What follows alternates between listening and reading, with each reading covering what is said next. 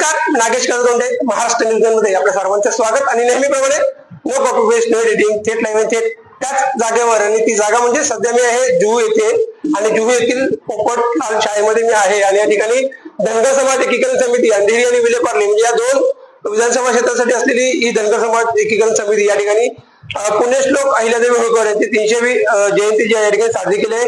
खास महिलांसाठी आणि शालेय विद्यार्थ्यांसाठी म्हणजे महिलांसाठी साडी वाटप आणि शालेय विद्यार्थ्यांसाठी जे आहे ते नोटबुक म्हणजे पुस्तक वह्यांचे वितरण या ठिकाणी केलेलं आहे. या ठिकाणी शिवसेना उद्धव बाळासाहेब ठाकरे गटाचे या ठिकाणी योगेशजी गोरे आणि महाराष्ट्र क्रांती संघटनेचे पी कोकरे या दोन व्यक्तिमत्वासोबत पूर्ण धनगर समाज या ठिकाणी उभा आहे, एकत्रित आलेल्या महिला सुद्धा या ठिकाणी मोठ्या प्रमाणात आल्या. त्यांच्याकडून जाणून घेऊ या ठिकाणी कशा प्रकारचा कार्यक्रम होता, किती जणांनी याचा लाभ घेतला, किती विद्यार्थ्यांना वह्या मिळाल्या आणि किती महिलांना साडी वाटप झालं, सगळी माहिती घेऊ. परंतु या अगोदर या कार्यक्रमात ज्यांनी म्हणजे आयोजन केलं किंवा ज्यांच्या नेतृत्वात ज्यांनी एकत्रित संघ करून धनगर समाजाला या ठिकाणी एकत्रित आणून या ठिकाणी या कार्यक्रमात आयोजन केलं अशा योगेशजी माझ्यासोबत आहेत, त्यांच्याकडून जाणून घेऊ.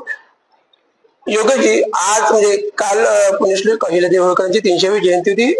देशभरात महाराष्ट्राच्या देशभरात सगळीकडे साजरी झाली. आपण आज या निमित्ताने दोन कार्यक्रम घेतले, महिलांसाठी साडी वाटप आणि विद्यार्थ्यांसाठी वह्या वाटप. काय सांगाल काय होते विसरा कार्यक्रम आपण विसरलात.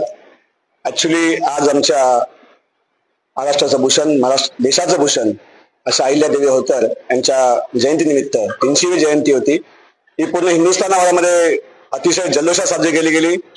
महाराष्ट्र झाली आणि अंधेरी पश्चिम मध्ये हा जवळजवळ अंधेरी पश्चिम मध्ये पूर्णपणे समाज हा धनगर समाज हा इथे एकवटला होता.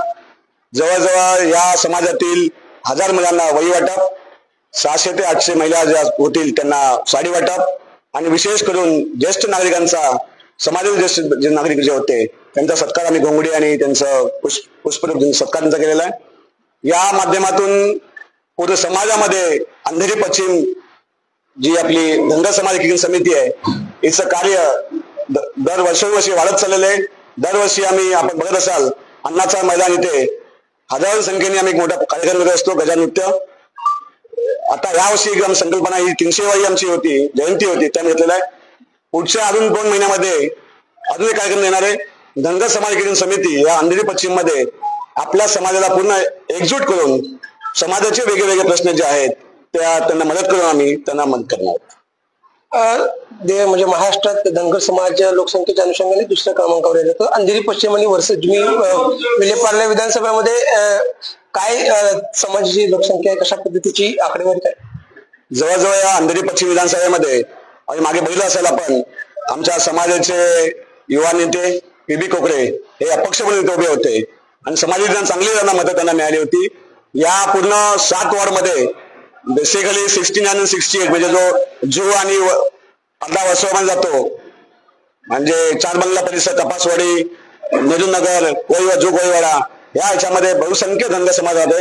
जवळजवळ 8 ते 10 हजाराच्या संख्येने असलेला हा बहुसंख्य धनगर समाज आपल्या शांतपणे आणि आपल्या सगळ्या ह्याच्याने आपला संसार करत असतो.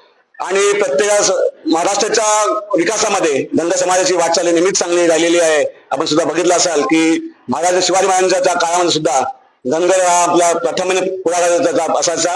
त्याच अनुषंगाने अंधेरी पश्चिम सुद्धा आम्ही धनगर पुढे चाललेलो आहोत.